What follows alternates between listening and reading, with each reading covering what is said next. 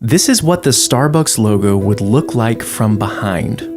This is her tail, and it is spread wide open.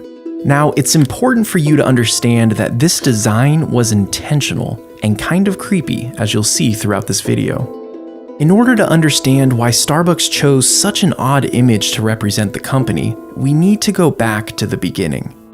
It was 1971, and the founders, inspired by Moby Dick, chose the name Starbucks. With Seattle being a port city and their coffee coming in on ships, they wanted their brand to be related to the sea. Next on their list was to find a logo. According to the company's website, while they were studying old marine books, a mysterious nautical figure called to them. They had discovered a 16th century depiction of a twin-tailed mermaid, later to be identified as a siren. And almost immediately, they knew they found their logo. You might assume that they chose the siren because it looked like a mermaid and lived in the sea, but there's actually a deeper and darker reason behind their decision. You see, the siren has its own history that's sort of troubling, and the original founders knew this. In Greek mythology, the siren was first interpreted as a bird with a woman's head. Later, they were pictured as a woman with wings and bird feet.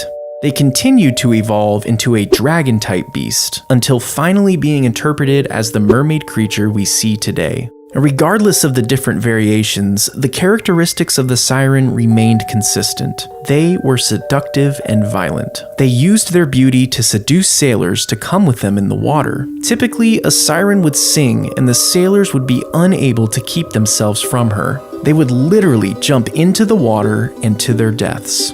You might remember sirens from the tale of Odysseus, when he tied himself to a mast to avoid being drawn in by their beauty and singing. But wait, what does this have to do with Starbucks? Didn't they just choose the siren because it looked like a mermaid? Well, look at the first logo. The siren's chest was bare and her split tail was seductively spread wide open. This depiction was no accident.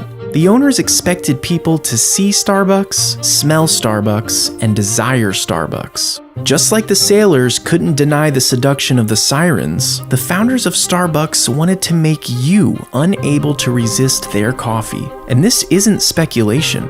Former chairman and CEO Howard Schultz wrote that early siren, bare-breasted and Rubenesque, was supposed to be as seductive as coffee itself. As the company started to grow, they ran into a problem. This seductive, bare-breasted creature was a little too risque when it was scaled up in size. By changing the artwork to make her more appropriate, Starbucks was able to put the image on their trucks without backlash. And over the next 20 years, the logo became even more tame. However, through all these variations, one thing has remained consistent. The siren has always been the focal point. In fact, the company loves this creature so much that in 2008, they went back to the original bare-breasted logo. This was an immediate flop with the public, and it was quickly discontinued. Starbucks doesn't even mention this in their logo evolution page on their website. But it goes to show how dedicated they are to this creature. And you might think that seduction and irresistibility make for a creepy marketing strategy. But at the end of the day, it is working.